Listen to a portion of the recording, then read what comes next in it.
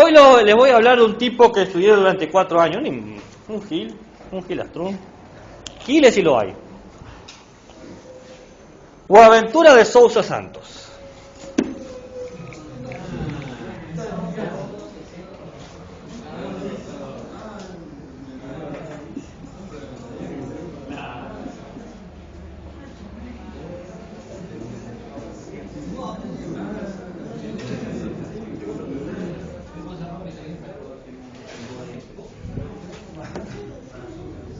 Le puse una E que no va.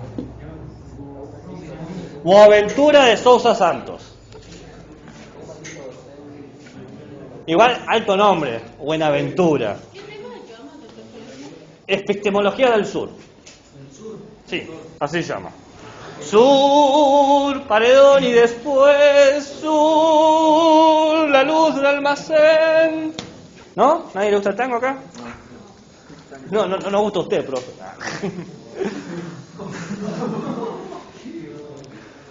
Boaventura de Sousa Santos está vivito y coleando. Nació en 1940. ¿Dónde pudo haber nacido con este nombre? Portugal. Pero sí, ahí va. En 1940. Vivito y coleando. Es un sociólogo y jurista. Es decir, estudió Derecho. Bueno, hay gente que estudia sentado, pero él estudió Derecho. ¡Qué gracioso! Jurista. Trabaja en la Universidad de Wisconsin y creó en 1973 la Escuela de Economía de la Universidad de Coimbra. 1940. La Universidad de Coimbra. En el 73 fundó la Escuela de Economía de la Universidad de Coimbra y es el cofundador desde el 2001 del Foro Social Mundial.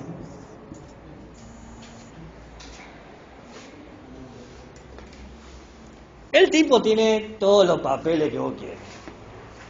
Hablando de meritocracia, los tiene todos. Doctores, doctor honoris causa, trabajo. Pueden tomar las clases de él si quieren, ¿eh? Después las hacen online, por unos $10,000, entran de cajón. ¿Eh? La escuela era Escuela de Economía de la Universidad de Coimbra. ¿Y en 2001? En el 2001 el Foro Social Mundial.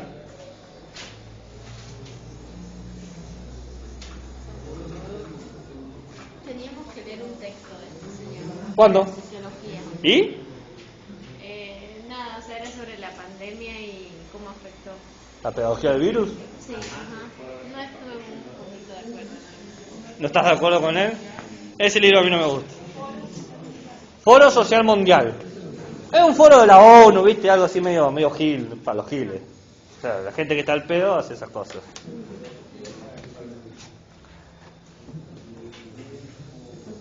Vimos la epistemología desde el problema del género. Vimos la epistemología desde el problema de... No.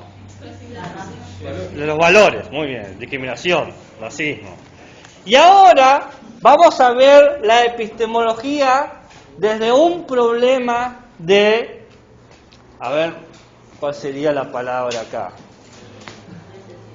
No. Piensa, para no piensa.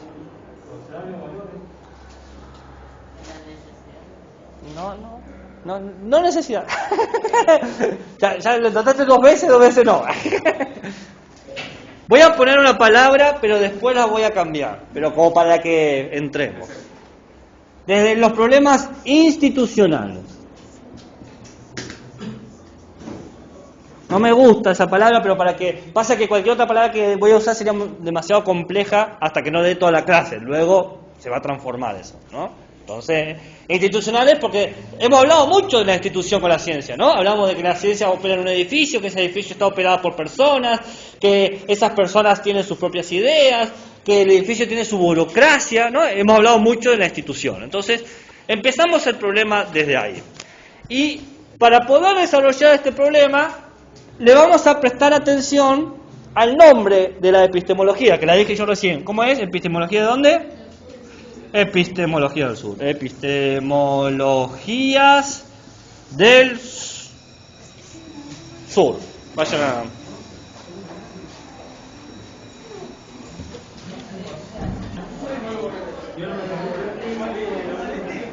De Sousa explica... Pues si ya tocó el timbre.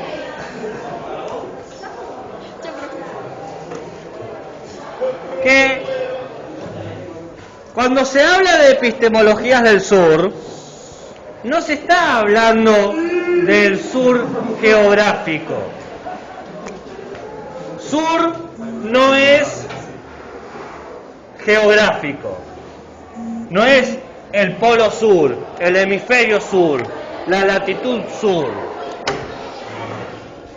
Sur no quiere decir lo que geográficamente se opone del norte, porque sur aparece como una metáfora. Sur se entiende como una metáfora. Acá entre nos, ahora que nos conocemos un poquito, la palabra correcta que utiliza de Sousa, la palabra manual de epistemología tipo de grado, que ustedes ustedes son de secundario, es metáforas generadoras de conciencia. Esa es la frase que utiliza él. Metáforas que generan conciencia. Pero nosotros le vamos a decir metáfora. ¿Bien? Para hacerlo más sencillo, para que no... Se los digo para que lo tengan en cuenta si quieren, los que les interesa, pero si no, es una metáfora, ¿no? La metáfora, ¿qué hace? La metáfora lo que hace es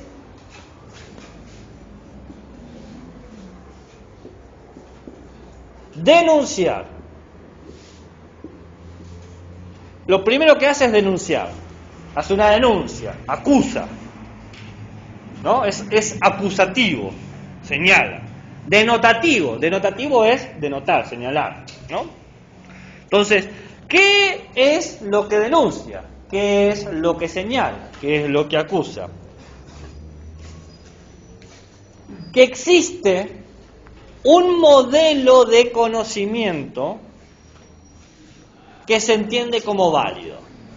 Denuncia lo siguiente: existe un modelo de conocimiento que es el válido.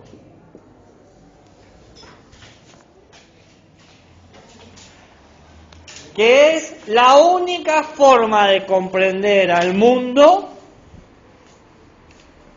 de manera legítima. La metáfora del sur funciona muy bien, porque yo digo epistemología del sur y ya hace ruido. Ya te molesta la palabra. ¿Cómo del sur? ¿Cómo va a ser el sur? ¿Qué estás hablando?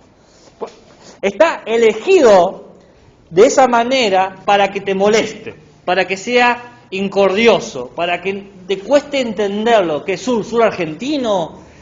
¿Sur latinoamericano? ¿Sur de dónde? ¿Qué es ese sur de que me estás hablando? ¿No? Molesta la palabra sur. Molesta para que te haga tomar conciencia, para que te des cuenta, de que en nosotros, en nuestro sentido común,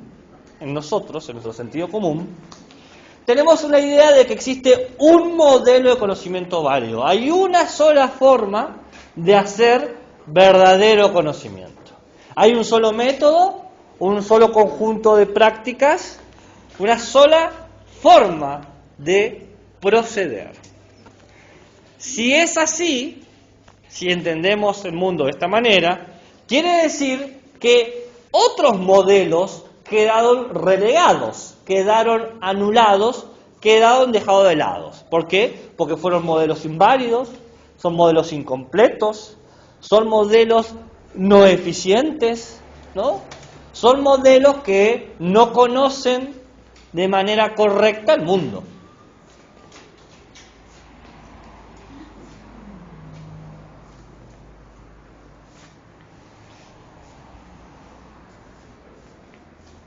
la idea sur como metáfora nos quiere hacer notar que quizás, y solo quizás, hay otras maneras de conocer al mundo que tienen igual de éxito que el modelo de conocimiento válido. Hay otras formas de conocer al mundo que tienen igual de éxito que el conocimiento válido. Ahora les pregunto eso a ustedes. ¿Cuál sería ese único modelo de conocimiento válido que se dice que existe y que es el que tiene más éxito y más triunfo? La ciencia, exactamente, la ciencia. ¿Levantaste la mano? La ciencia. Ah, está. No te escuché yo. ¿Qué? No, pero te escuché a vos. Entonces, existen otras formas de conocer al mundo que tienen igual de éxito que la ciencia. Eso es lo que se propone en la epistemología del sur. Hay otra manera de conocer al mundo que tienen, en primer lugar, igual de éxito. Y en segundo lugar, más éxito. Ya vamos a explicar cómo es posible tener más éxito que la ciencia. Pero en primer lugar, igual. Así donde vemos que la ciencia... ¿Qué es lo que yo vengo diciendo hace como... ¿Desde cuándo nos conocemos? ¿Un mes y medio? ¿2 meses? Un mes y medio. Desde que nos conocemos, las clases que vengo diciendo es lo siguiente. Todos estos epistemólogos que hemos estado trabajando, ninguno discute el éxito de la ciencia. ¿No? ¿Recuerda que yo decía eso? A lo sumo dicen hay que preguntarse de otra manera, hay que ver cómo podemos mejorarlo. ¿No? Yo decía eso. Nadie pone en duda de que el mejor conocimiento que tenemos es la ciencia. En cambio, Boaventura de Sousa Santos y amiguis, en su epistemología del sur dice, hay conocimientos que tienen tanto éxito como la ciencia o más conocimiento que la ciencia. Es decir, la epistemología del sur no dice lo mismo que las otras epistemologías, porque está diciendo que hay modelos que tienen más éxito. Para poder empezar a pensarlos, aparece la metáfora sur. Pero esta metáfora sur, que dice exactamente lo que le acabo de decir, es eso lo que dice la metáfora, no busquen más todavía. Para que quede más claro necesitamos su contrametáfora, la contracara metafórica. ¿Cuál es lo que se le opone al sur? El norte. Entonces, si tenemos una metáfora del sur, tenemos una metáfora del norte. Si tenemos una metáfora generadora de conciencia del sur, tenemos una metáfora generadora de conciencia del norte. ¿No era eso lo que quería? Entonces, quede claro que la metáfora del sur no es algo geográfico, sino que denuncia que no existe un único modelo de éxito, sino que hay varios, y hay algunos que tienen más éxito que nosotros creemos. El norte, en cambio, va a asumir que no hay otra forma de producir conocimiento. La metáfora del norte dice hay una sola forma válida. Hay una sola forma válida de producir conocimiento.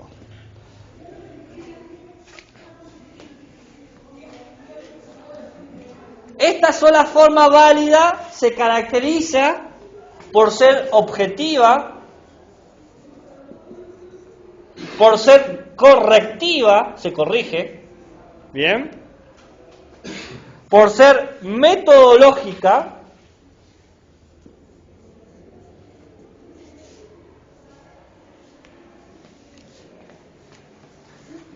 es decir, objetiva, correctiva, metodológica, que establece el siguiente criterio. Cualquier forma de ver a la realidad, cualquier forma de ver a la realidad, cualquier forma de estudiar a la realidad, cualquier forma de estudiar la realidad, de ver a la realidad, para ser una manera válida, aceptada, verdadera, tiene que ser objetiva, correctiva y metodológica.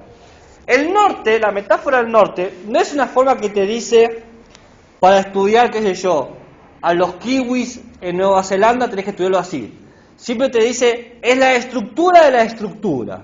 Dice, todo lo que quiera ser válido tiene que ser objetivo, correctivo y metodológico. No sé qué método vas a usar, usar que vos quieras. No sé cómo te vas a corregir, corregirte como vos quieras. No sé cómo vas a establecer la objetividad, establecerla como vos quieras. Pero no podés salir de la objetividad, de la correctividad y de la metodología. De esta manera, el norte coincide con la imagen de ciencia que tenemos. Porque la ciencia cumple estos criterios. De esta manera, si saben leer correctamente estas tres categorías,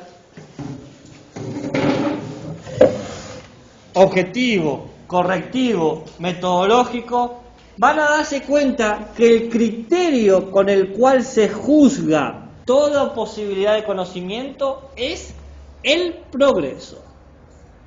Para que sea progreso, para que sea tomado como conocimiento válido, tiene que garantizar el progreso, tiene que promover el progreso, tiene que fortalecer el progreso.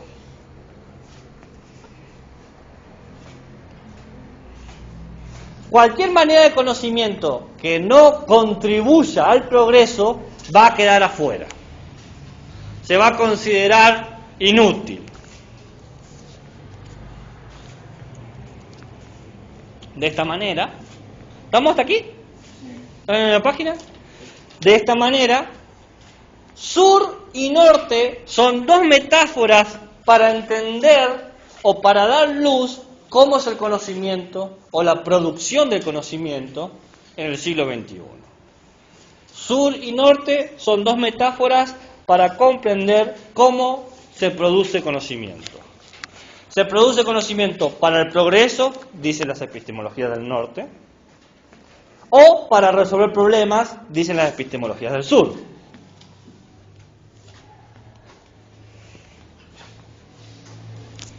En este sentido, como las epistemologías del sur buscan resolver problemas, hay problemas que la ciencia no puede resolver. Por eso hay conocimientos que tienen más éxito que la ciencia, porque resuelven problemas donde la ciencia no los resuelve.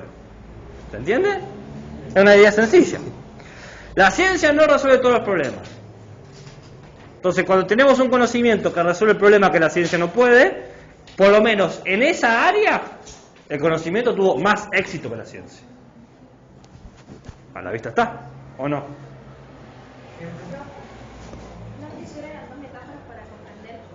Se produce conocimiento. Ejemplo, me preguntan aquí. ¿Ejemplo del norte o ejemplo del sur? Del sur, muy bien. Tengo un ejemplo. Un ejemplo de Sousa, no es mío. De Sousa escribe en su libro que se llama Epistemología del Sur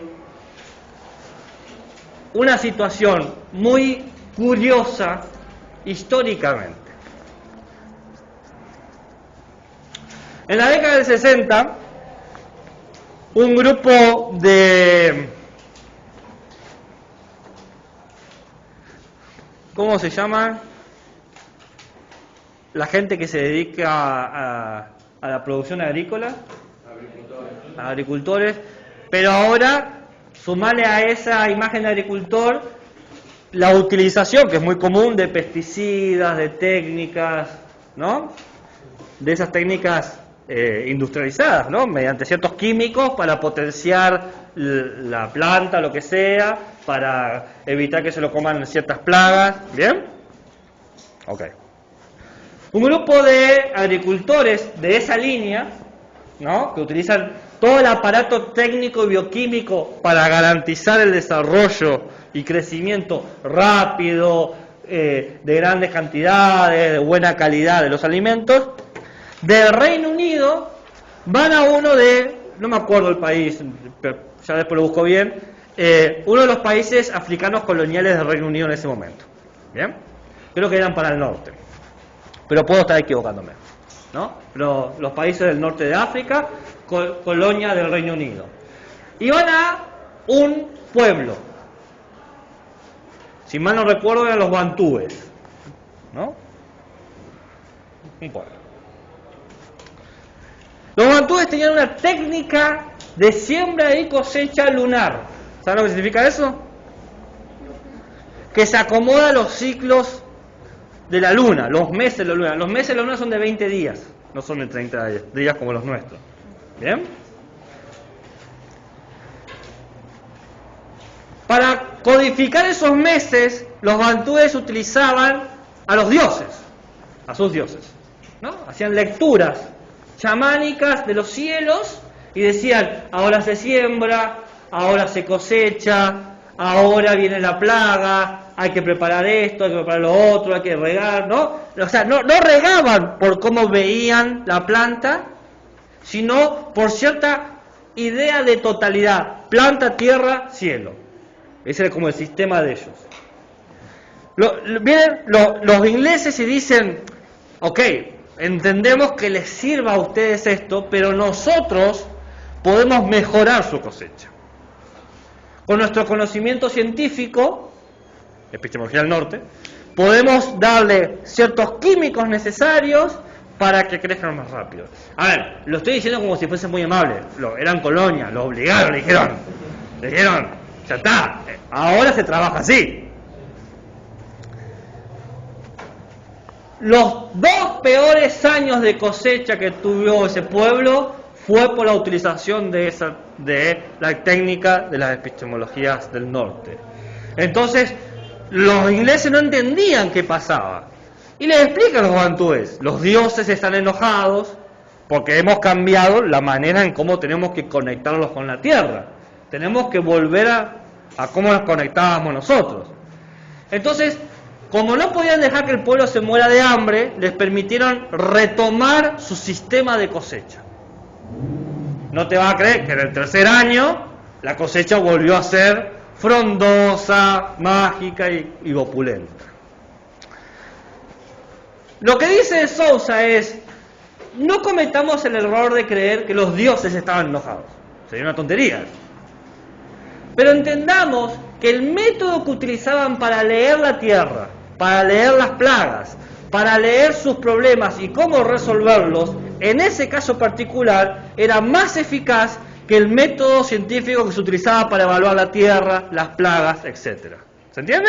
Entonces, los ejemplos que van a encontrar en la epistemología del sur va a ser cada vez que la ciencia fracasó para resolver un problema y se utilizó otra manera de entender. Ahora te voy a dar mi ejemplo favorito. Ese es el ejemplo de Sousa, ahora te doy mi ejemplo. En 1880, en el norte de Italia, hay una invasión de tarántulas. Invasión. Vais a saber por qué. Muchísimas tarántulas. Y la gente estaba siendo picada por las tarántulas. No sé si saben, la picada de tarántula no necesariamente es mortal, pero es que duele. ¿Bien? Y los remedios para poder conseguir la posibilidad de acceso al antídoto o eran escasos o inexistentes en la mayoría de los pueblos del norte de Italia.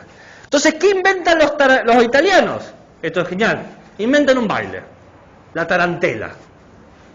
La tarantela se inventó como un baile terapéutico de unos pasos específicos y un tiempo específico para poder mover el veneno de la tarántula por todo tu cuerpo y poder eliminarlo más rápido. Y de esa manera que no te duele. Te pica una tarántula y empezás a bailar la tarantela. Tenés que saber el baile, obviamente, ¿no? Y no te duele. Son un baile frenético. No sé si alguna vez has visto el baile de la tarantela, un baile muy rápido es.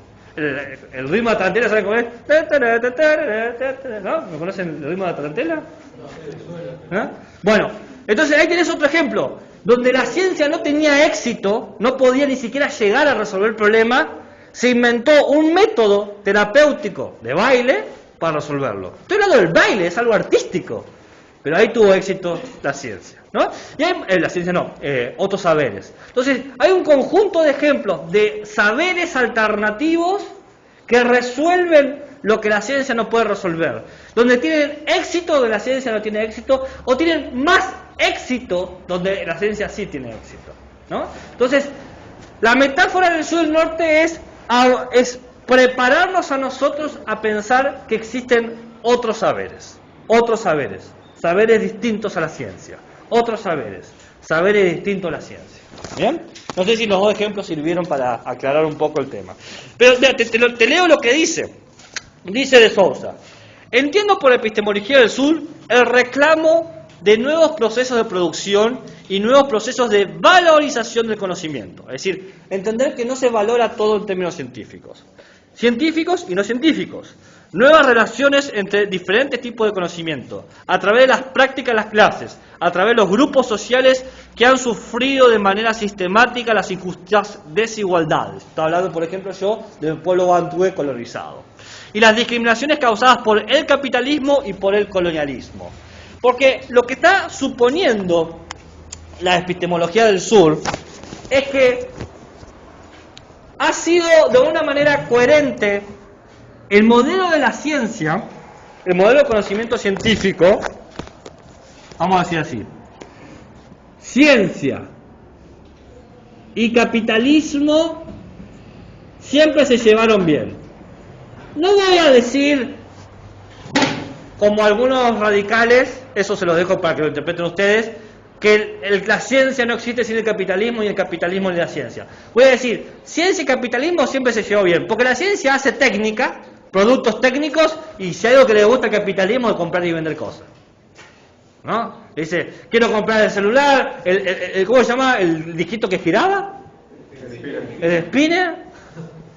Yo quiero comprar y quiero vender. Entonces, la ciencia produce muchas cosas, pero muchísimas cosas técnicas. Este banquito, el celular, esto que está acá, la lapicera, todo lo que ven ustedes es ciencia aplicada. ¿No? Todo lo que están vistiendo, cómo se están moviendo, el lugar donde estamos parados es ciencia aplicada. Nos gusta o no nos gusta, así. Y el capitalismo dice, esto, vamos. Porque todo esto que está acá tiene un costo. Esto cuesta algo, tu ropa cuesta algo, los bancos cuestan algo. No quiero ni preguntar cuánto costaban esta campera de egresados. La bolsita de plástico tiene un costo. Ciencia y capitalismo siempre se llevaron bien, porque la ciencia busca el progreso y el capitalismo busca el cambio. Porque si todos tenemos si vos compras algo que dura mucho, no vas a comprar algo nuevo, te quedás con lo que te está durando. No, tenemos que comprar cosas que están para romperse, cosas que se desechen, cosas que rápidamente se vuelvan inutilizables. ¿No? Entonces, ¿cuánto dura un celular? Digamos que te compras un celular hoy. 2 años. ¿Me van a decir que no existen celulares que duran más de 2 años? Sí, pero claro, si vos querés un celular que dure más de 2 años o más de 3 años, te compras, qué sé yo, un celular Caterpillar, que son esos celulares que son para tirar contra el piso y rebotan, sirven para telefonear y mensaje. Esto es lo que te puede hacer, ¿no? Entonces, cambio y progreso van de la mano. Ciencia y capitalismo se llevan muy bien. Y para que se funcione esta amistad, ¿qué tenemos que hacer? Y todos tienen que consumir. Vos tenés que consumir, porque si yo produzco algo y no lo consume nadie, es mal negocio. ¿Y qué pasa cuando me encuentro con los bantúes que no compran agroquímicos? Dicen, no, yo no necesito agroquímicos. Yo le pregunto a mis dioses y mis dioses me dicen, hoy sembrá, mañana cosechá, hoy tirá una savia para evitar la peste. No, yo tengo los dioses y los dioses son eternos. No, ¿qué va a decir la ciencia y el capitalismo? Te va a decir, no, ¿qué estás hablando? ¿Estás loco? No. Acá tenés, esto se llama dólar. Y entras al mundo, bienvenido. Y esto se llama deuda externa. Esto es lo que nos debes por entrar al mundo capitalista. Pero, por entrar al mundo capitalista te doy comunicación. Pero necesitas ancho de banda, no importa. Te doy el ancho de banda, acá está. ¿No? Entonces, aparece un circuito, dice la epistemología del sur, donde nos han encerrado desde la lógica del norte. Hay una sola manera de conocer, una sola manera de producir, una sola manera de experimentar el mundo. El mundo se experimenta en términos científicos, tecnológicos, capitalistas. Piensen, traten de pensar fuera de la técnica, traten de vivir fuera de los objetos que tienen, traten de subsistir fuera de la meritocracia, como me explicaba el compañero, o fuera de las cuestiones del valor. ¿No escuchan esa frase? Hoy todo tiene un valor, todo tiene un precio. ¿No escucharon esa frase? ¿Eh? Que se relaciona también, lo dicen, que mañana también otro por el tema de la inflación. Claro, entonces fíjense, atraviesa nuestra manera de entender el mundo, y esa fue la primera palabra que yo les dije. Hay un sentido común. Se ha hecho como un sentido común de que las cosas se entienden en términos técnicas científicas. Progresar para vender y comprar. Entonces la epistemología del sur, eso es lo que está denunciando. Por eso dije que es una metáfora que genera una conciencia. A ver, ¿estamos hasta aquí? ¿Alguna duda, un interrogante, un comentario, un insulto, una nota al pie? ¿Estamos en serio? Miren que es medio complejo el pensamiento, porque supone jugar otros niveles que no son la ciencia. Le he metido problemas económicos, por ejemplo. Ciencia, progreso.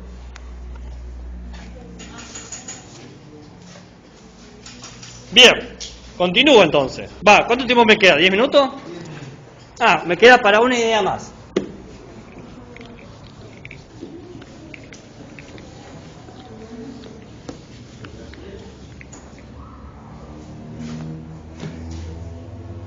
Para poder hacer esta crítica que está haciendo de Sousa, de cómo entendemos el mundo, hay que entender que el mundo no es solo científico.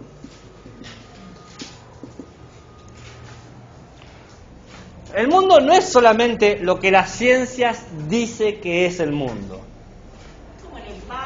Pero podemos hablar un segundo. Pero usted puede quedarse con toda la clase. No, de ¿cómo andan? Bien. Epistemología es nuestra prioridad. No, me imagino, sí.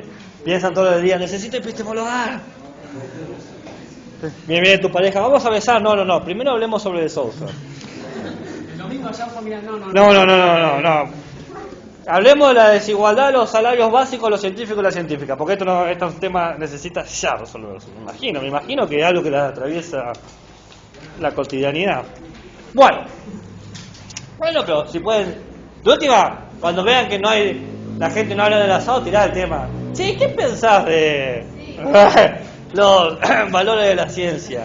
Y vos sabés que le estás tirando una trampita, porque va a decir, no, la ciencia no tiene valores. Bueno, perdón. Casualmente, yo soy un especialista, ¿viste? Total que saben. Bueno, el mundo no es solo científico. La ciencia no explica ni todo lo que es el mundo, ni cómo todos nosotros vemos al mundo. Lamentablemente no. Pero eso hasta la ciencia lo admite. La ciencia dice, no tenemos todas las respuestas. Si ustedes analizan cualquier entidad o colectivo científico, siempre dicen, nosotros estamos tratando de descubrir o de resolver un conjunto de problemas, pero de entrada sabemos que no podemos solucionar ni dar cuenta de todos los problemas. No, dale, decilo. Decilo. No está relacionado, pero no directamente. A ver, déjeme que lo puedo decir yo. Si usted piensa o qué piensa sobre si la ciencia pudiera explicar todas las preguntas que tienen del universo y del mundo, Sí. ¿existirían las religiones? Sí, ¿por qué no? No sé. Porque qué... Bueno, a ver, para pensar un poquito tu cuestión. ¿Cuál es uno de los clásicos problemas de la ciencia cosmológica? El inicio del universo. La ciencia ha dado su respuesta. Ha dado su respuesta. Que estemos de acuerdo con su respuesta es otra cosa. La ciencia dice el Big Bang. El universo existe porque hubo un momento de singularidad densa que condensó toda la materialidad posible y que explotó generando un movimiento de 4 estructuras fuertes: la energía radiactiva débil, la energía radiactiva fuerte, el electromagnetismo y la gravedad, gracias. Y la gravedad, ¿bien? Que no existían antes de ese momento. La religión puede decir, bueno, a eso que vos le llamás Big Bang, yo le llamo creación. Y de repente es reconceptualizar o resignificar lo mismo. Entonces, Que vos tengas la respuesta no significa que resuelvas todas las dudas, ni que resuelvas las experiencias. Porque respuestas y preguntas no se traducen necesariamente a las experiencias de vida que tenemos. Uno dice, necesito pensar que ese Big Bang no es solamente un Big Bang ciego. Necesito pensar que es una creación sentida, ¿no? Inteligente, por ejemplo. Y ahí, ya de repente es una cuestión de cómo te parás vos y cómo me paro yo. Porque no hay manera de demostrar que el Big Bang no sea inteligente. La única forma es que vos estés ante el Big Bang. Y lo estamos. Entonces, no necesariamente anula. Y grandes religiosos han sido grandes científicos. La teoría del Big Bang lo hizo un cristiano creyente. Sí. Entonces, no es incompatible, por más que nos quieran hacer creer que es incompatible.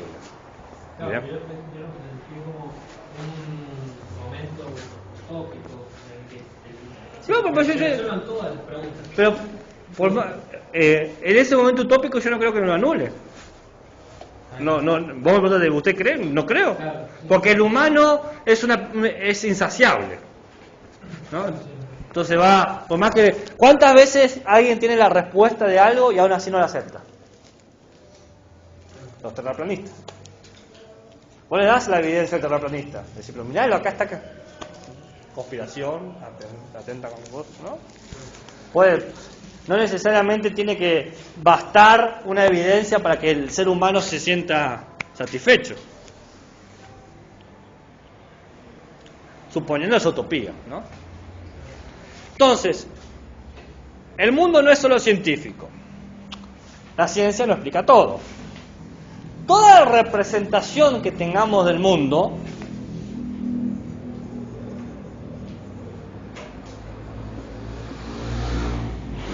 a ver, ustedes me dirán, ¿qué quiere decir con representación, profe? Bueno, si yo te pido, por favor, explícame qué es el mundo, yo, bueno, no sé qué va a decir cada uno, pero cada uno va a empezar a explicar lo que cree que es el mundo, ¿no?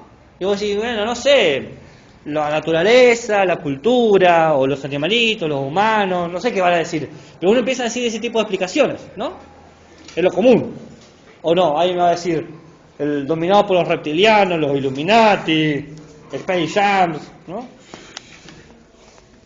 Todos tenemos una representación del mundo y hay que entender que esa representación es un sistema porque nos ordena la manera en cómo vemos al mundo, cómo vemos, pero ese sistema está en un lugar preciso, con una historia precisa y responde a un colectivo. No al colectivo del 32 que te deja la puerta, sino que la idea de que el mundo es, como habíamos hablado recién, el resultado del Big Bang. ¿Hace cuánto existe esa idea? ¿Alguien sabe? El siglo pasado. ¿Pero qué tan lejos? ¿100 años? ¿De 1920 la idea del Big Bang? Un poco antes. Sí. Bueno, quedémonos un siglo. 1920 por ahí. Entonces, históricamente, 100 años. ¿Qué son 100 años para la historia de la humanidad? Punto 1. Segundo, un lugar. La teoría del Big Bang la hicieron acá en Calingasta, ¿no? Un calingastino dijo, huevón. ¿No? No fue en Calingasta. ¿Dónde fue? En Europa. En un lugar. ¿Vos pensás que la persona que estaba escribiendo el Big Bang dijo, espero que en Calingasta estén de acuerdo con lo que estoy diciendo? No. Escribía desde un lugar con su historia y pensaba en un grupo de gente. Decía, espero que mis científicos contemporáneos, mis colegas, coincidan con lo que yo estoy diciendo. Porque no lo escribió en Warpe, la teoría del Big Bang, o la escribió en Warpe. No, la escribió en inglés. La escribió en inglés. Porque hablaba para un grupo de gente específico. No la escribió en castellano, sino te parece que Warpe es demasiado exagerado lo que estoy diciendo. No lo escribió en castellano.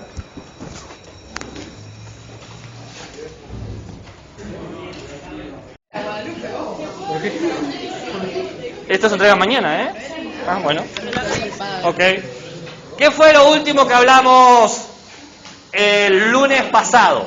Hablamos de Boaventura de Sousa Santos. que no existe una sola forma de saber No existe una sola forma de saber. ¿Y qué más? y que incluso hay mejores métodos de la ciencia. Y hay mejores métodos de la ciencia. ¿Cuáles son? Me parece que no lo dije.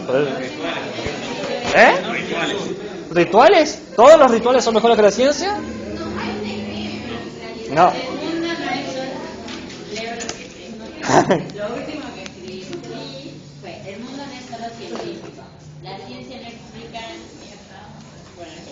ni todo, cómo. Toda representación que tengamos del mundo es un sistema ubicado en un lugar preciso con una historia precisa. Está bien.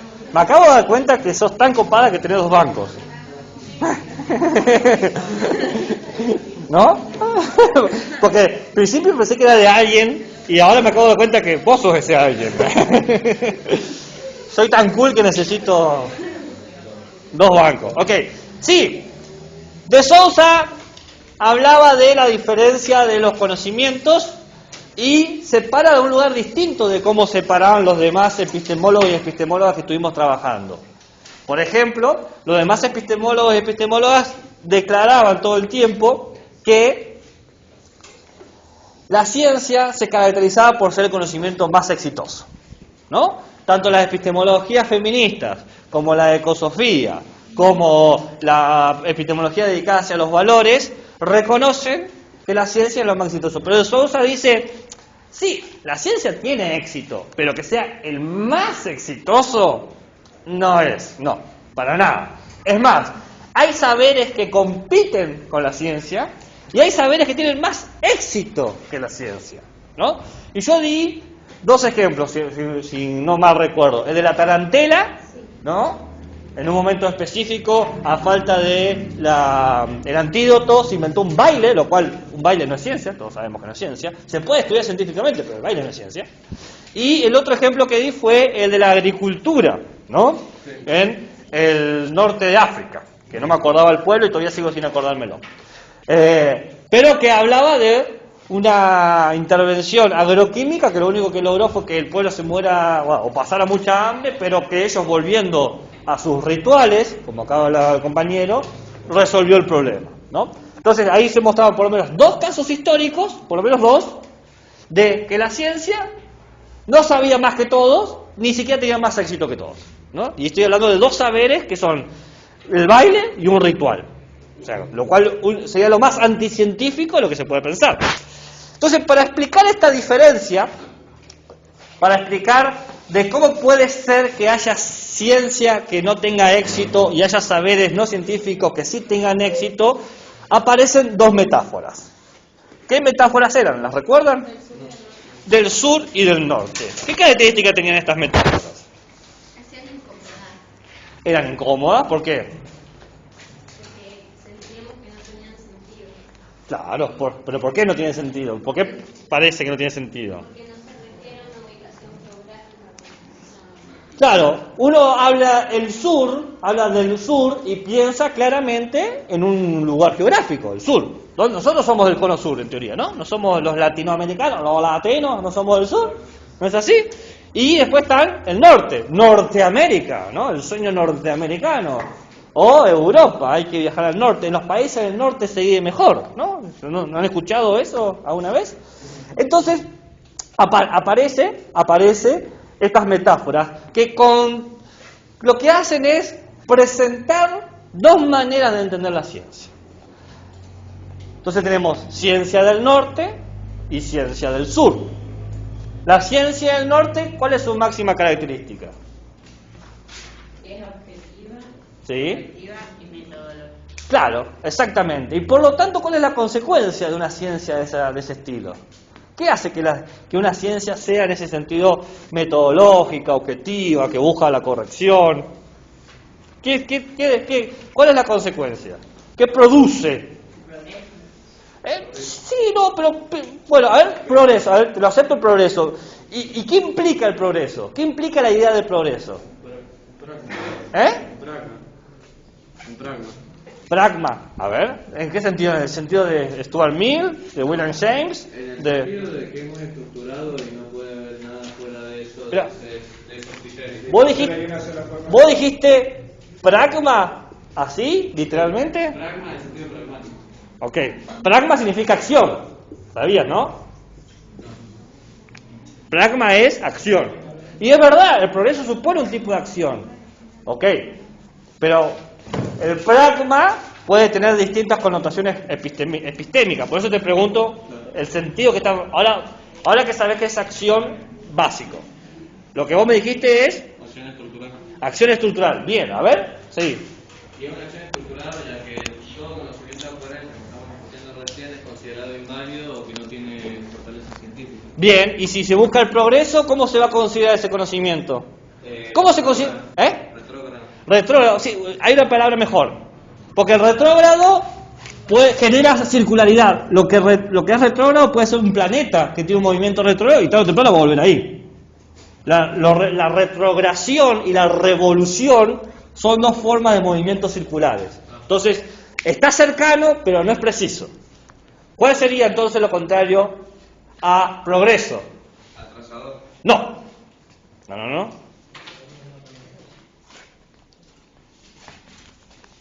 Regresivo. ¿No? Es regresivo, que en vez de avanzar, porque la idea de progreso en la ciencia es la idea de avance, de ir hacia... Si yo tuviese que hacer un dibujo del progreso, sería este. ¿Bien? ¿Cómo se llama este eje? ¿Y este eje? X. ¿Dónde está el norte?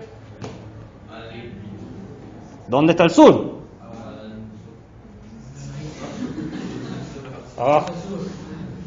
La epistemología del norte o la ciencia del norte establece que todo lo que entre en el método científico progresa, avanza, se eleva, se desarrolla, se acumula. Y todo lo que no consigue entrar en la estructura, usando la palabra del compañero, de la ciencia, es regresivo. No sé si con esta imagen se entiende por qué no es retrógrado. Porque lo retrógrado es circular como la revolución. Lo retrógrado va para allá, la revolución, digamos, el retrógrado va a la izquierda, pensándolo en términos occidentales, y la revolución va hacia la derecha, pero en términos circulares. El progreso se eleva y lo regresivo profundiza, ¿no? Es decadente. Y puede ser que también tenga que ver la posición, por ejemplo, del progreso hacia la derecha y de la decadencia hacia la izquierda con la posición política, con el pensamiento político.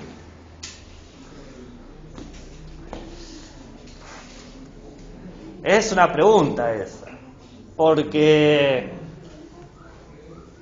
hay distintos niveles. En primer nivel, no. Pero en segundo nivel, sí. Y después, sorprendentemente, en un tercer nivel, de vuelta no. Y en un cuarto nivel no tiene sentido la distinción. Bien, por eso, en el nivel... pasa que son distintas capas de argumentos. Pero como estamos por ahora, vamos a quedarnos en el nivel 1. Más adelante, al finalizar la unidad, si quieres, te explico por qué no y por qué sí. Bien, por ahora digamos que no tiene que ver con pensamientos políticos. Convengamos que hay ideas políticas, porque la ciencia es una institución, la institución tiene políticas de administración, de organización, pedagógicas, económicas, etcétera. Entonces está pensado, pero por ahora yo quiero que entiendan esta idea de la ciencia del norte. La ciencia del norte te va a decir no, claro que no, porque mientras vos trabajes según el método científico, tu sociedad va a avanzar, va a progresar. Mayor ciencia, mayor progreso.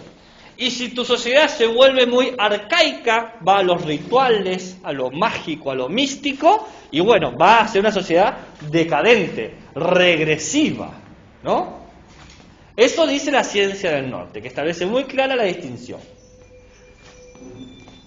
En oposición a la ciencia del norte está la ciencia del sur. La ciencia del sur quiebra la lógica del eje de coordenadas, ¿no? Considerando que no hay una cuestión de arriba, abajo, izquierda, derecha, circularidad. No, está mal, para la epistemología del sur, está mal planteada la pregunta. Es un error plantearlo así. El planteamiento es, y acá viene por lo cual yo te había preguntado en qué sentido pragma estás hablando. La pregunta es, ¿qué se quiere hacer? ¿Qué quieres hacer? ¿Qué se quiere hacer? Parece una pregunta más psicológica o ética o antropológica, pero es una pregunta epistémica en todo su derecho. Porque la pregunta es, este conocimiento que se está produciendo, por ejemplo, mejoramos un microscopio para ver a mayor, no sé cómo se... más nitidez. A mayor escala. A mayor escala, gracias. A mayor escala. ¿Bien? ¿Qué pretendemos hacer con este microscopio que nos permite ver a mayor escala? ¿Qué queremos hacer? Porque en realidad la meta, el objetivo, el problema que queremos solucionar establece si un conocimiento es válido o inválido, si es necesario o innecesario, si es bueno o malo. Hay un criterio de utilidad, de eficacia, de pragmatismo. ¿Es verdad? Sí sirve. Si no sirve, no es verdad. Porque no importa que tengamos o no un mejor microscopio, importa para qué queremos usar ese microscopio. ¿Se entiende lo que estoy diciendo? Sí. Te perdí. Sí.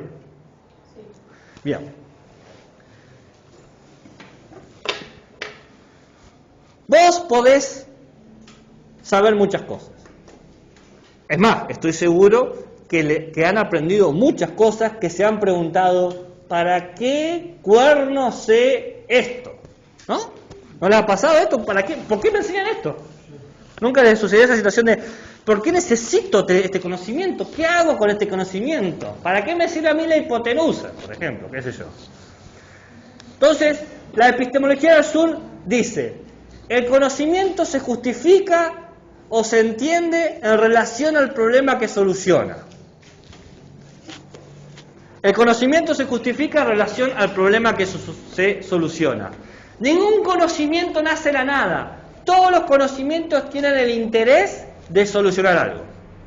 X. ¿Bien?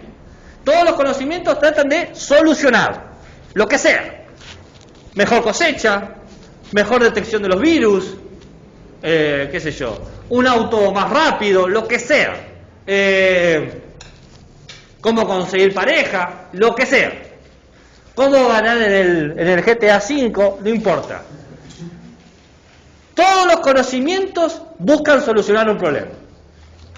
La pregunta es, ¿qué se quiere hacer? Es, ¿qué problema tengo? ¿Cómo lo soluciono? ¿Necesito tecnología para solucionar el problema? Bueno, entonces importa la tecnología. Pero si no necesito tecnología, entonces ¿para qué me meto en un problema tecnológico? ¿Se entiende? Lo que dice la epistemología del sur es, no todo se resuelve con lo mismo, porque los problemas son distintos.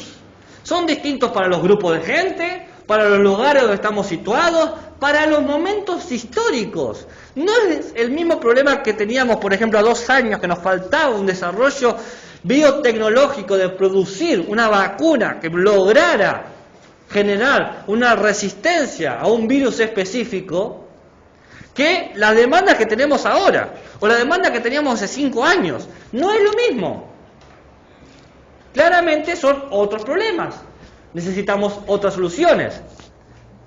Hace 2 años la tecnología se mostró altamente necesaria. Pero, ¿siempre va a ser altamente necesaria? La epistemología dice no. Del sur dice no, no es así. Porque hay contextos donde no se necesita. Es más, si vos obligás a que la solución del problema sea en términos siempre científicos, quizás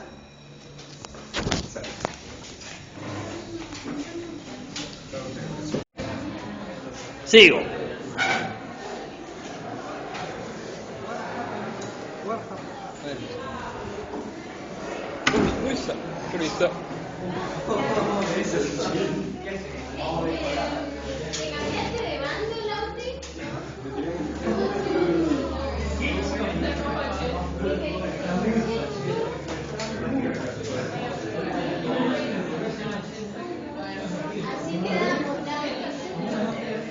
Bueno, ¿qué estaba diciendo?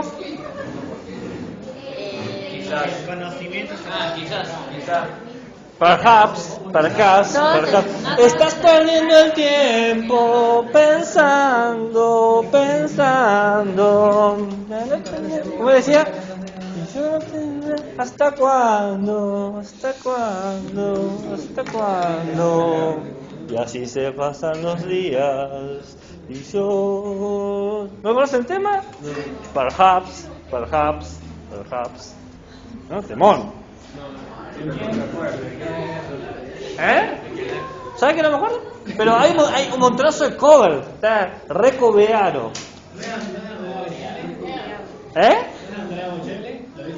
Andrea, no sé. Andrea Bocelli, el tenor.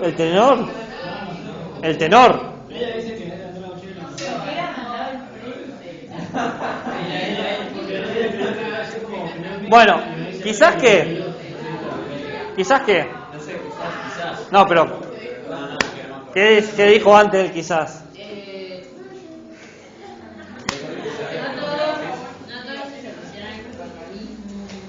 Hay contextos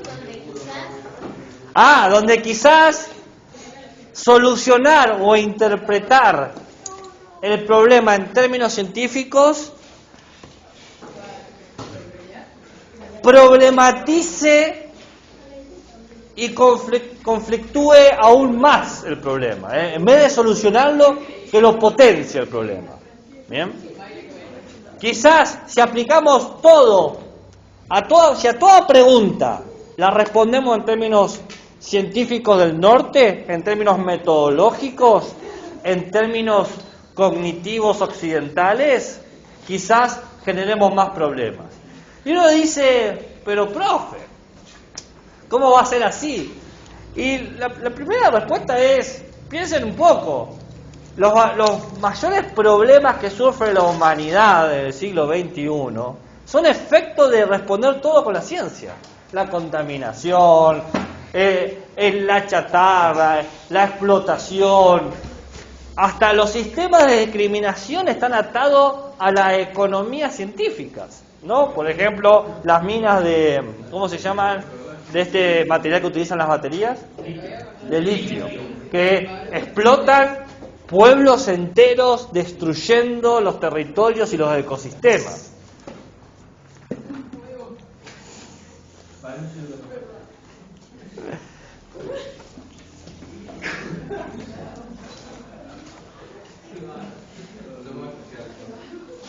Por lo tanto,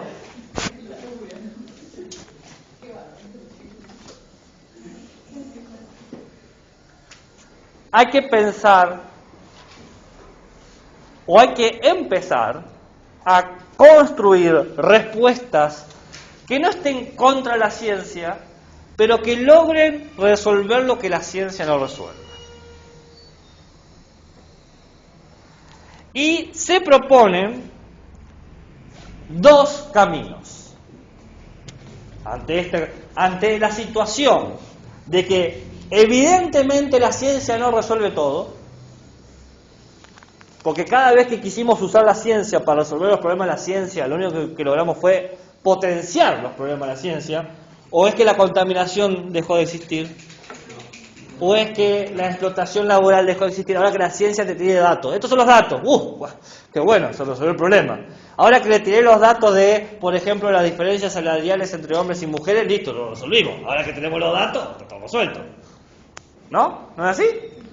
Entonces quizás la ciencia no logre ser la respuesta a todos los problemas. Obviamente, la ciencia ha sido muy práctica, ¿no? En términos de practicidad, resolvió muchos problemas, pero quizás no todos.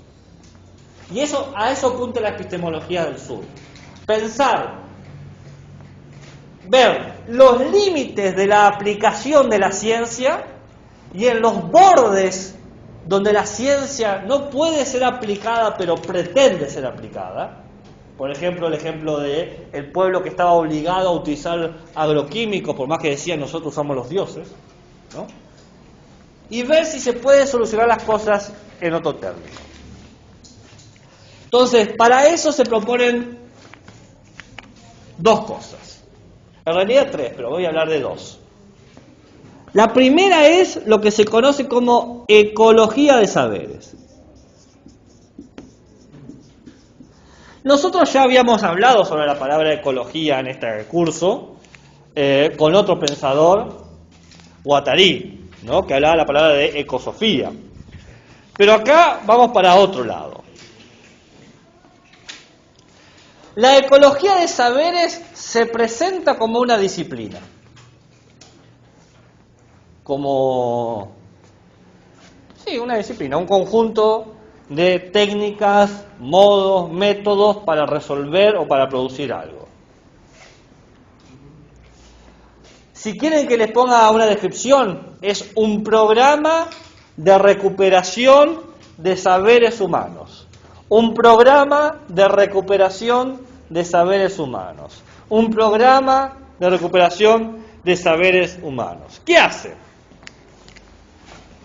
Busca, en primer lugar, saberes que se caractericen por ser autónomos. ¿Qué quiere decir autónomos? Que no dependan de la ciencia. ¿Qué sé yo? Tirar el cuerito. ¿Conocen la frase tirar el cuerito? Tirar el cuerito es una práctica muy común en Argentina por curanderas y curanderos que te cura el empacho. ¿No? Entonces, vos ves que lo hacen con cinta métrica, con corbatas, con una soga, ¿no? Otro ejemplo, la cura de palabras. ¿Saben lo que es la cura de palabras? ¿Eh? Obviamente, todo esto que digo no tiene nada científico, ¿no? Es mitológico, es un pensamiento mágico, un pensamiento místico. Pero la primera característica que tienen es que son autónomos. Se piensan fuera de la ciencia. Entonces lo que hace la ecología de saber dice, bueno, primero vamos a buscarlos. No vamos a decir si sirven, no sirven, si son útiles, si es verdadero o falso. No es eso. No ese es el problema. Primero, un catálogo enorme, un glosario gigante de saberes. Saberes autónomos. Segundo, definir desde el saber, ese que yo elegí, por ejemplo, la tirada de cuerito, qué es conocimiento y qué es ignorancia. Cada saber, por ejemplo, la cura de palabra, tiene un grupo de prácticas, ideas y conceptos que dicen, este es el conocimiento. ¿Bien? Por ejemplo, hay un conjunto de palabras que se pueden utilizar en la cura de palabras, y hay unas palabras que no se pueden utilizar en la cura de palabras. Que si alguien usa esas palabras, está siendo un ignorante, no está haciendo bien las cosas. En la tarantela, por ejemplo, hay un conjunto de pasos que hay que hacer para bailar, para saber bailar la tarantela, y si no haces esos pasos, no sabes bailar la tarantela, sos un ignorante de la tarantela. Entonces, todos los saberes autónomos tienen un grupo de prácticas y conceptos que establecen como conocimientos y un grupo de prácticas y conceptos que establecen como ignorancia. Fuera del esquema de la ciencia. Dice, esto es conocimiento porque para bailar la tarantela hay que hacer este paso, este paso, este paso, este ritmo, este ritmo, este ritmo. ¿Bien? Ese es el conocimiento. Si no, lo siento, no estás bailando tarantela, estás haciendo otra cosa. Sos un ignorante de la tarantela. Entonces, paso 1, hacer el catálogo. Paso 2, ver cómo cada uno de estos saberes determina por sí mismo qué es conocimiento y qué es ignorancia. Cada conocimiento en su autonomía establece sus límites, hasta dónde conoce y hasta dónde ignora.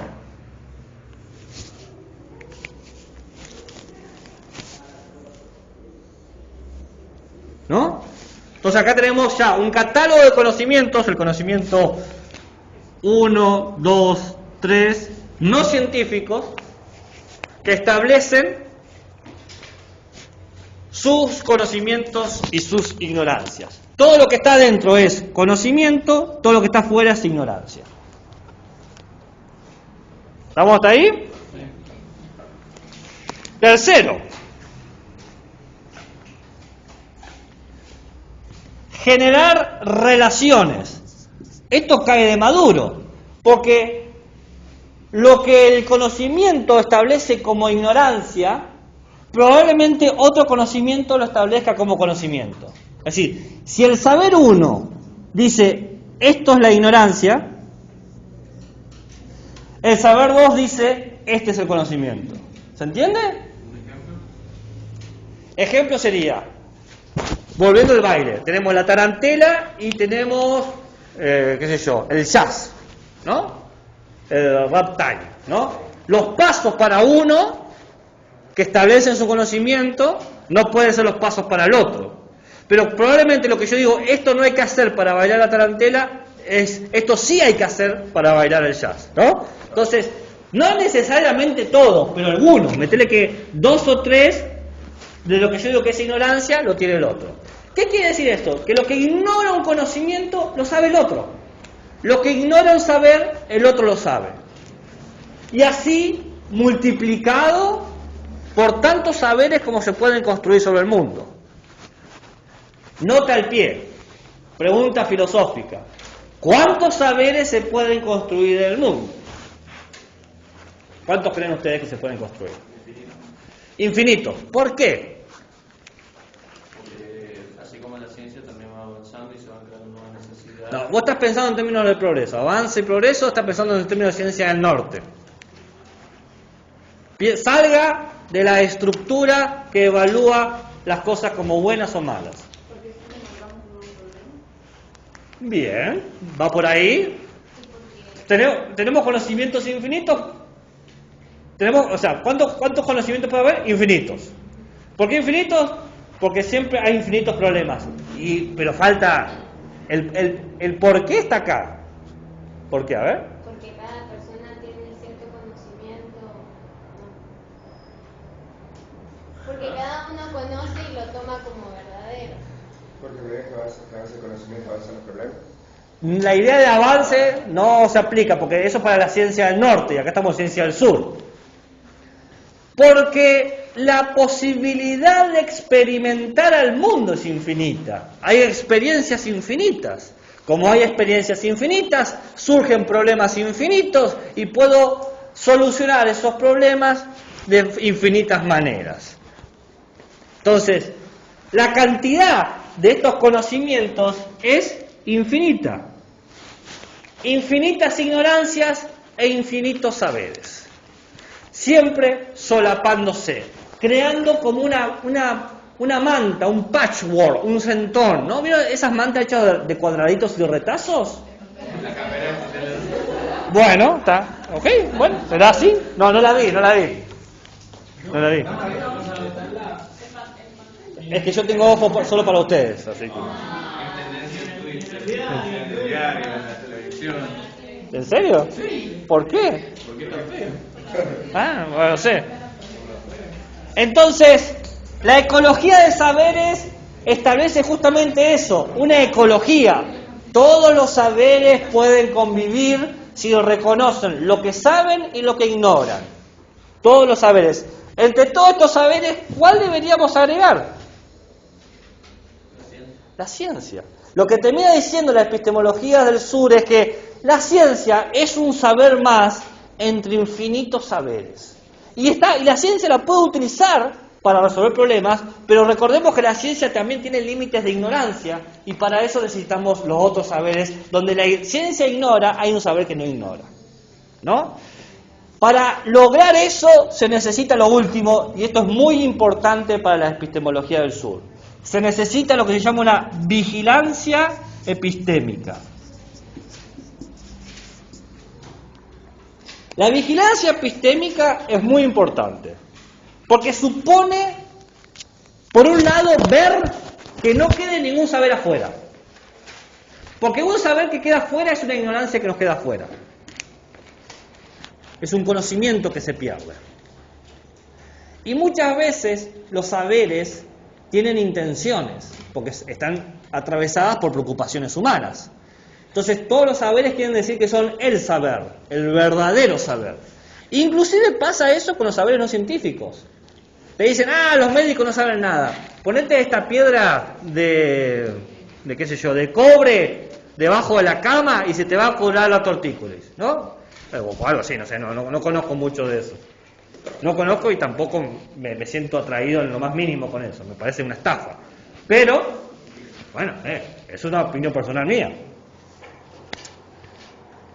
Pero, ¿de qué iba? Me enojé con...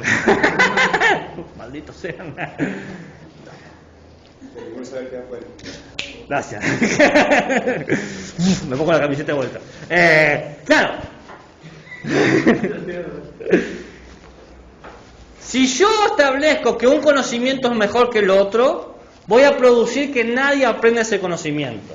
Voy a generar que la gente sea ignorante sobre ese saber, que no se reconozca. Y el problema es que los saberes perduran tanto como las personas que lo conocen. Si se muere la última persona que conocía ese saber se pierde para siempre. Hay un lindo refrán africano que dice que la muerte de un anciano es como una biblioteca que se prende fuego, porque se pierde tanto conocimiento de sus experiencias, ¿no? Esta lógica la podemos llevar cuando se muere la última persona que sabía eso, ese conocimiento es irrecuperable. El huarpe, por ejemplo. En el lenguaje huarpe no tenemos la estructura gramatical para poder saber cómo se construyen las frases. Tenemos palabras sueltas y algunas que otras oraciones, pero hemos perdido la lógica. Entonces, la manera en que los huarpes veían el mundo, la forma en cómo lo interpretaban, lo simbolizaban, lo significaban, se perdió para siempre. O sea, no hay manera de que vuelva eso. ¿Y si estaba documentada? Si se encuentra un documento, golazo, pero no hay nada de eso. Pero, por ejemplo, en el caso del latín, es una lengua muerta porque se murió bueno, el esposo, pero todavía hay gente que habla latín. Yo he ido a clases de latín en latín. Pero no se sabe si el latín como se hablaba antes, o sea, no existe una pronunciación, por ejemplo. Entonces, sí. Existe el estudio de la fonética que te logra demostrar cómo se... Existe sí, eso. No es un 100% seguro.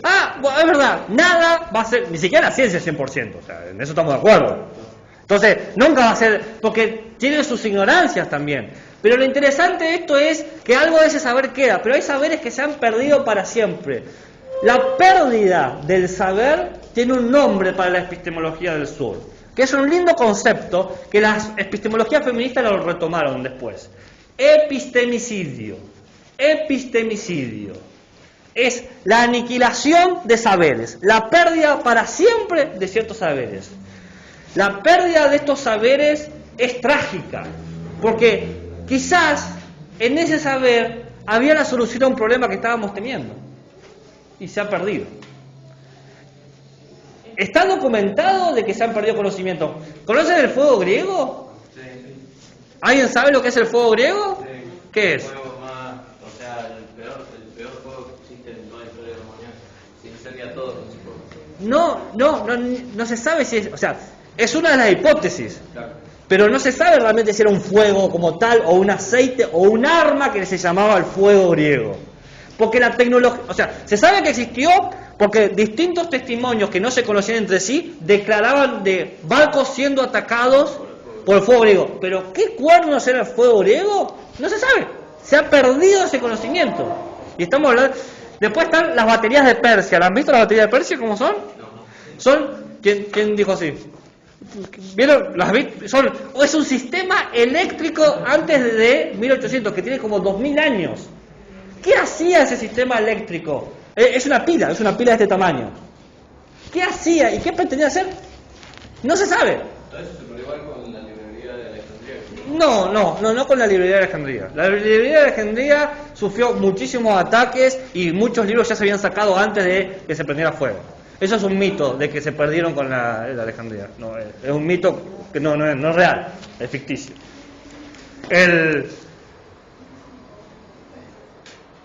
Pero es verdad que conocimientos se han perdido, ¿no? Y la pérdida de esos conocimientos se llaman epistemicidios. Algunos epistemicidios han sido efecto de la historia, pero otros epistemicidios han sido efecto de que se han buscado que esos conocimientos desaparezcan. Y el ejemplo que da la epistemología del sur es el colonialismo. Cuando se llega a América y se decide que los conocimientos de los pueblos originarios eran mal conocimiento porque iban en contra de la iglesia y en contra de la ciencia, y empezaron a matarlos por eso, a la gente que divulgaba esos conocimientos o lo esclavizaban, se estaba atacando sistemáticamente a la producción de otros conocimientos. Se han perdido un montonazo de idiomas. Hay una película que se ocupa de eso. Se las recomiendo, no la tienen que ver.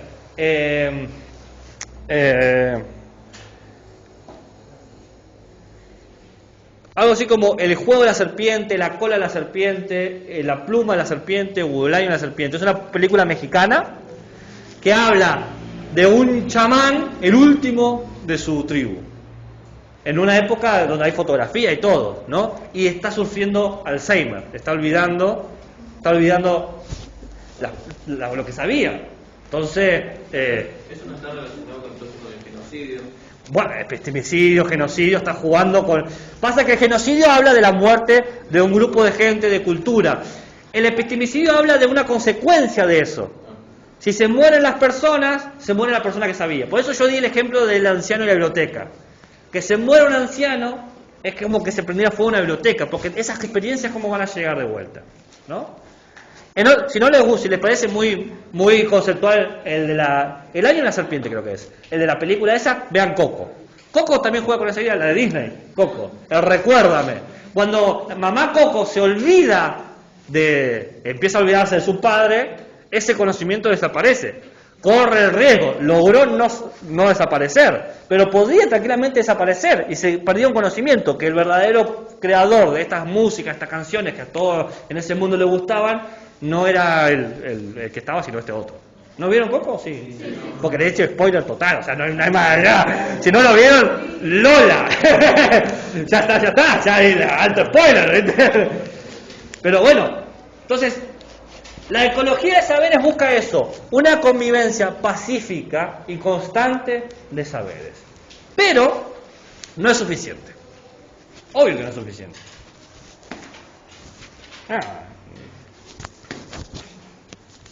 Porque la vigilancia de no excluir ningún saber no garantiza que el otro saber pueda aprender algo de su compañero saber. O sea, ¿cómo logró hacer que la ciencia aprenda algo de la tarantela? ¿No? Y aprenda algo en sus términos. No que la ciencia le diga, no, a ver, voy a hacer análisis biométrico de vos. Porque es la ciencia aprendiendo como la ciencia. Yo necesito que la ciencia aprenda como no ciencia. O la no ciencia que aprenda como ciencia. ¿Cómo logro que compartan sus saberes sin violentarse? ¿Debate? No, debate no. Sí, algo de trabajar juntos, sí. Acá aparece la segunda disciplina. La primera que les dije fue la ecología de saberes, que tiene esta característica. La segunda se llama traducción intercultural.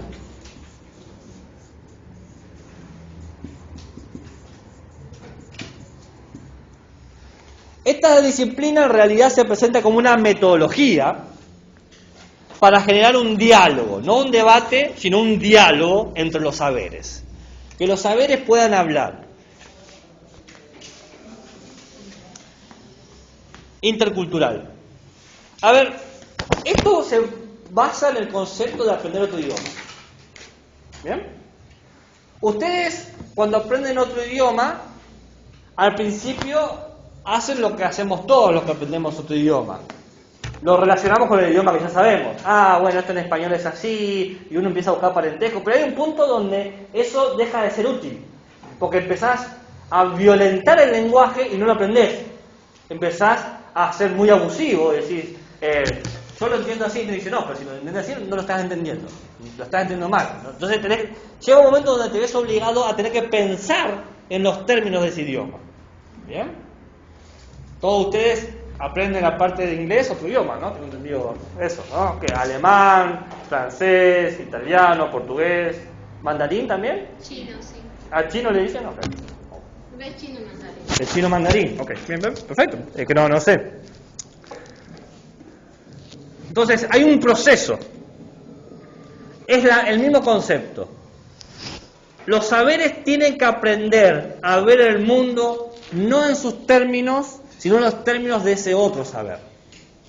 Por ejemplo, yo tendría que aprender a no ser tan prejuicioso con las pirámides de bronce debajo de la cama, ¿no? Debería aprender, eso es lo que debería hacer. Si yo quisiera aprenderlo, si yo realmente quiero obtener una ganancia de ese otro saber, entonces esto tiene 3 pasos. ¿Estamos hasta acá? ¿Hay alguna duda, una pregunta, un interrogante? Es fácil, ¿no? Ahora que uno lo va viendo es más o menos sencillo. ¿Sí? ¿No? ¿Allá? ¿Estamos? ¿No es sencillo? Ah, está muy bien. ¿Ya? ¿Acá? ¿Todo chévere? Ok. 3 pasos a la metodología. Primero, establecer los parámetros de relación.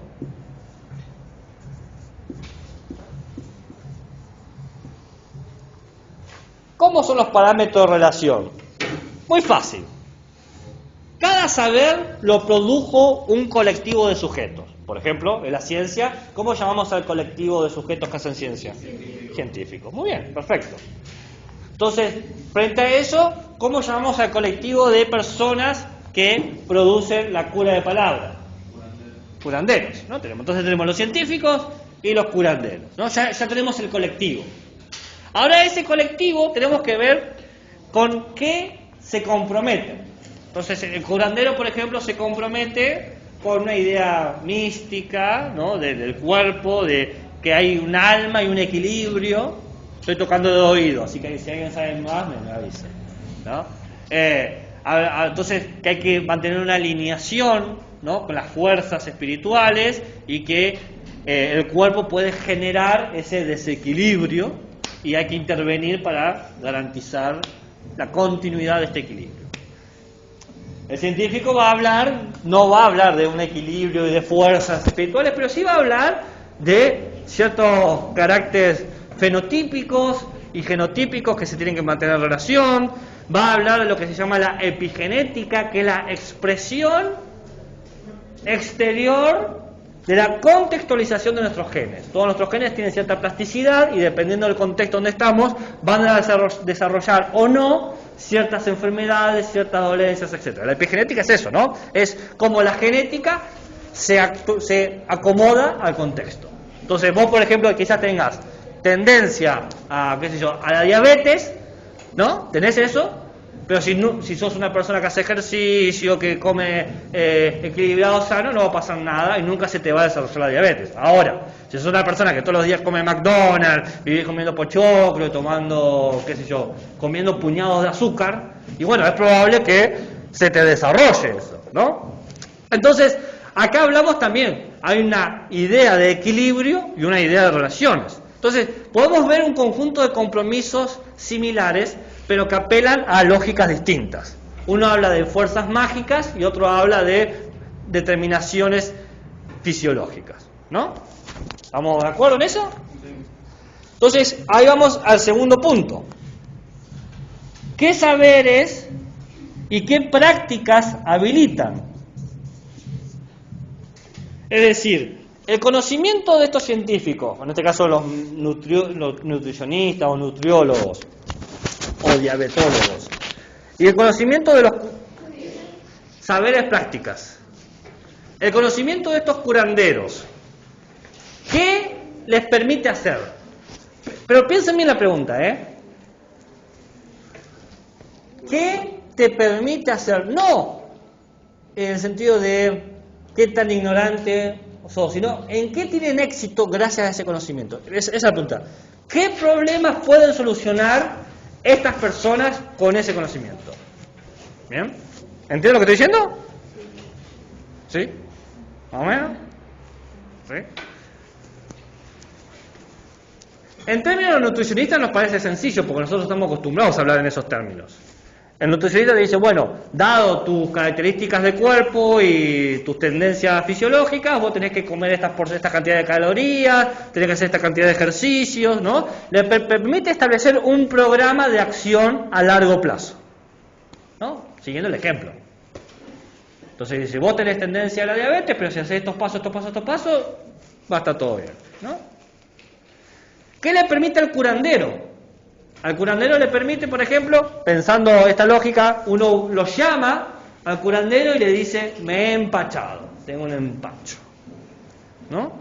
Y el curandero dice unas palabras, o lo que sea, no conozco el proceso de la cura de palabras, nunca me han curado de palabras, pero sé que hay gente que dice que se ha curado, y establece un conjunto de signos y símbolos mágicos que en el momento te curan, ¿no? Fíjense, si yo lo pienso sin juzgar, el curandero resuelve el problema de manera inmediata, mientras que el nutricionista te propone un plan de acción a largo plazo. Entonces, responden a problemas distintos. Yo tengo el problema ahora y quiero resolverlo ahora, tengo el problema en constante y lo quiero resolver de manera constante. Ahora, ustedes me pueden decir, eso es un engaño. Usted se curó de forma de placebo. No sé si conocen la palabra placebo, que es cuando uno se autopersuade de que está siendo con la medicación correcta. Puede ser, no sé. No voy a discutir eso hoy. Pero sí queda claro que al curandero le sirve y le sirve a la persona que pasa por ese proceso, ¿no? Entonces encontramos por lo menos qué les permite solucionar. Que estemos de acuerdo con la solución, que la defendamos, que la apoyemos, que queremos que se haga o no se haga, son dos cosas aparte. ¿Bien? Y eso también me lo digo a mí, yo que soy más reacio a ese otros sistemas, ¿no? Yo soy bastante, si querés, medicalista o cientificista o como quieras llamarme. ¿Bien? Ok, lo acepto, metele que tengo eso, entonces, indistinto de que yo me siento no cómodo, hay gente que me dice, mira, yo me curé y estoy acá, y ¿qué le voy a decir? ¿No estás curado?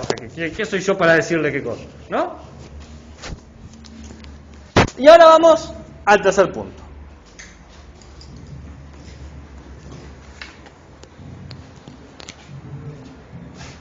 Los problemas.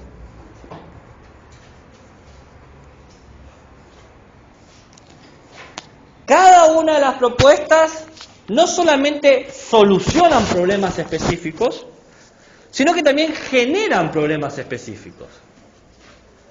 Cualquiera de nosotros que haya ido alguna vez a un médico o lo que sea, sabe los problemas específicos. A ver, ¿qué problemas me pueden decir específicos de ir a un médico, una médica, un especialista, una especialista, lo que sea? Un dolor. ¿Eh? Un dolor. No, vos vas por ese problema.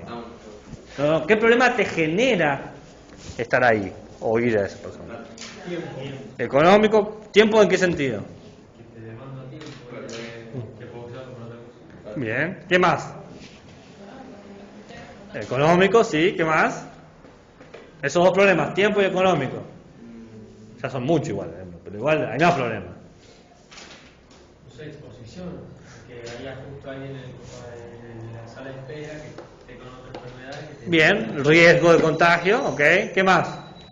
¿Qué otros problemas te puede traer? O bueno, en el caso de medicación siempre hay efectos secundarios. Los efectos secundarios, claramente. Efectos inesperados. ¿Qué más? ¿Qué más? ¿Qué otros problemas puede tener? Mala praxis, por ejemplo. Pueden que te estén evaluando con la cosa que no es. Y pasa todo el tiempo, por algo existe el seguro de mala praxis, porque es tan común que tuvieron que crear todo un sistema para evitar los juicios. Claro.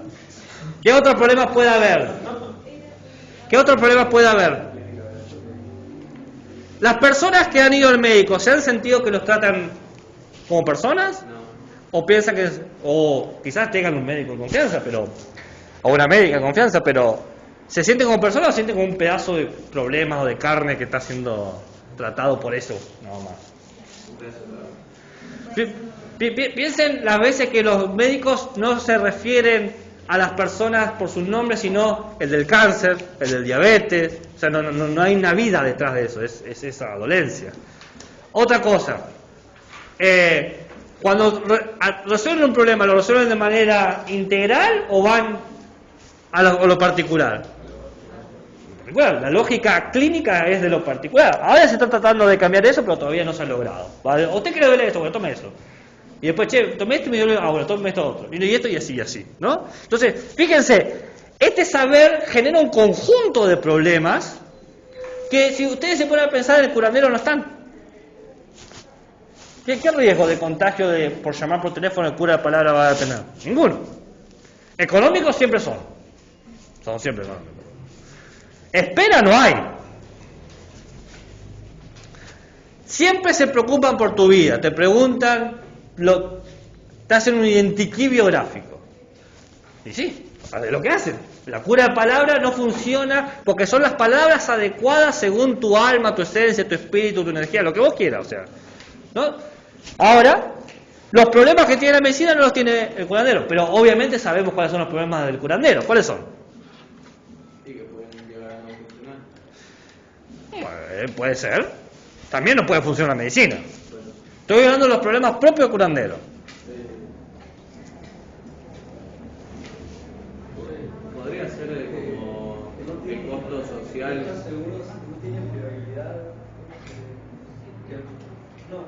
Es que si le pedís certificación científica lo estás mal juzgando.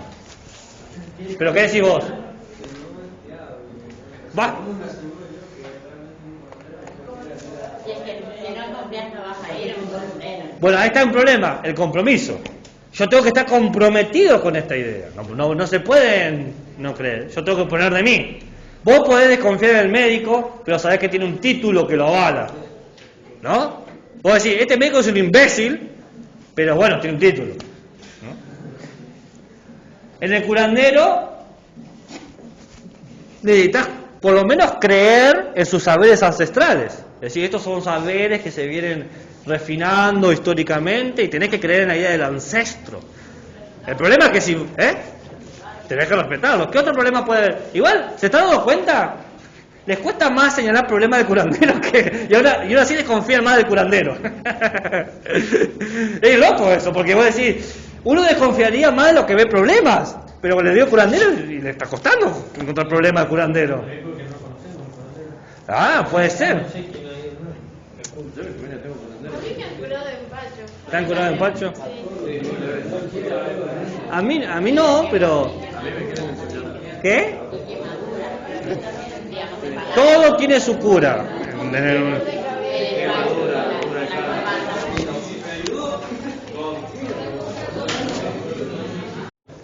Nos quedaba una última idea con Boaventura de Sousa Santos. Habíamos llegado a hablar sobre la razón de la ecología de los saberes, con esta cuestión de encontrar los límites e ignorancias junto con los conocimientos de la multiplicidad de saberes, donde está incluida la ciencia, y señalábamos que era hasta algo positivo poder encontrar tu propio límite de ignorancia porque te permitía generar una mejor práctica. Sabés que esta disciplina te sirve hasta este punto, y luego de ese otro punto te conviene cambiar de disciplina, ¿no? Por ejemplo, la diferencia entre un médico y un biólogo dedicado al estudio de los humanos es no de contenidos, porque conocen básicamente el cuerpo humano ambos, pero para curarte no vas a buscar un biólogo, sino que vas a buscar un médico, pero quizás para entender la estructura de una célula que te compone, qué sé yo, por ejemplo, te hacen un análisis de sangre, vas con un bioquímico o un biólogo dedicado a ese punto. Entonces, te das cuenta que inclusive conocimientos que se dedican a campos similares se construyen de distintas maneras y suponen límites distintos.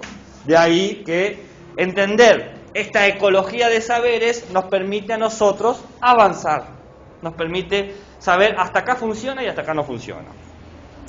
Después habíamos hablado de la traducción intercultural, que era, ¿cuál? La característica era cómo traducir los conocimientos desde un punto hacia el otro. ¿Cómo? Exactamente. ¿Cómo permitir un diálogo que sea tolerable, ¿no? Entonces, la lógica es la siguiente.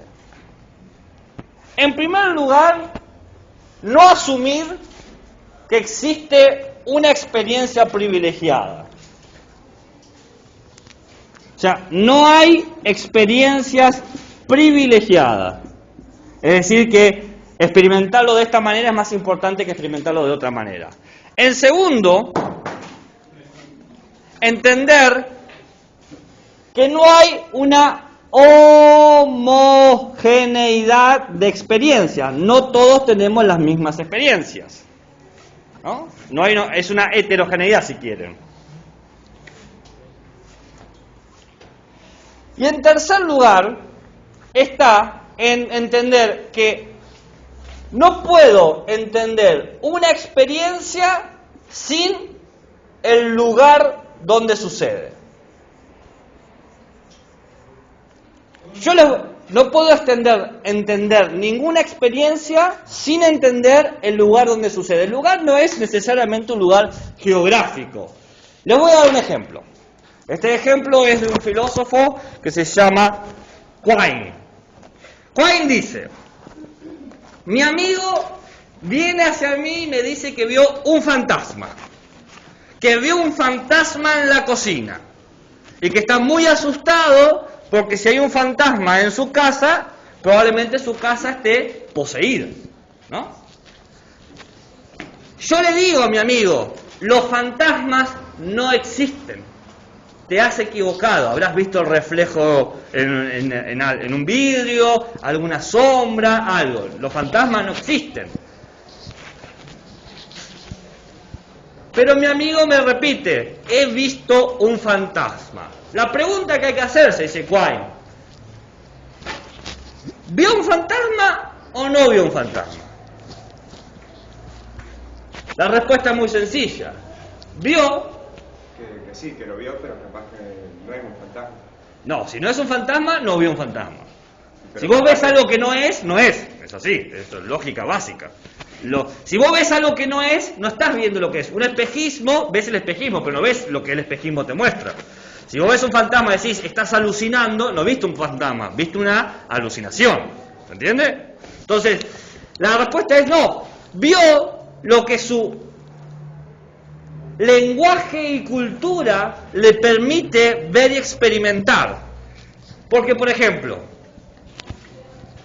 la gente que cree en almas, en Dios, en espíritus, en fuerzas, son más propensas de tener experiencias fantasmales que la gente que no cree en esas cosas.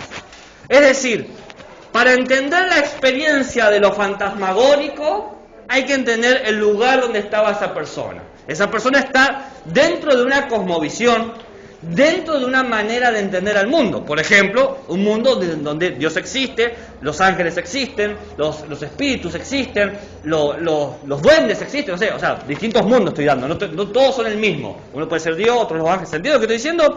Entonces, dice, entender su experiencia supone entender la manera en que organiza el mundo, la manera en que categoriza el mundo, la manera en cómo se mueve en el mundo.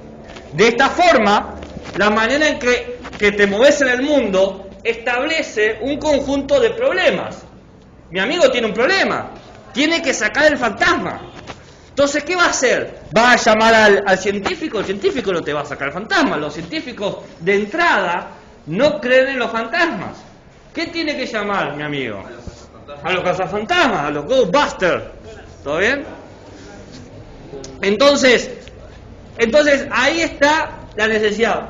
En vez de burlarnos de mi amigo, decir, eres un imbécil, solamente los imbéciles como vos creen en fantasmas, entender que está parado en un lugar con un conjunto de experiencias que le dan conjunto de conocimientos. Por ejemplo, mi amigo puede explicar la mala sensación o el déjà vu. Puede explicar qué es sentirse mal de repente, ¿no? Pero mi amigo el científico no, me va a decir, quizás es algo hormonal. No, algo no hormonal, no me jodas, una piña. Claro, ¿qué me venía a mí a decir hormonal? ¿No? Quizás, Gaby, estás en tus días, sí, los días que te voy a cagar trompada, eso. Claro, cómo me revienta la gente que simplifica la complejidad humana. Entonces, para generar la traducción intercultural supone necesariamente el compartir la cultura de producción de conocimientos, la cultura de producción de mundos y la cultura de producción de experiencias. Dentro de las experiencias supone mundo y de esos mundos tenemos problemas y soluciones. ¿Se entiende? ¿Viste? No era mucho lo que quedaba de Sousa Santos. ¿Alguna pregunta, interrogante, comentario, insulto, nota al pie? ¿Marcador? No.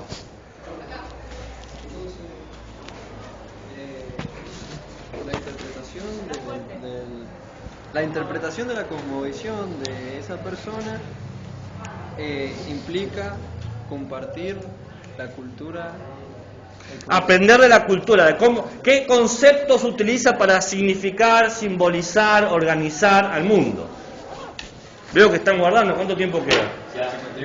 51. ¿Cuánto? ¿Y cuánto es? Y ya se pasó. Hasta que no toque. Casi, ¿eh?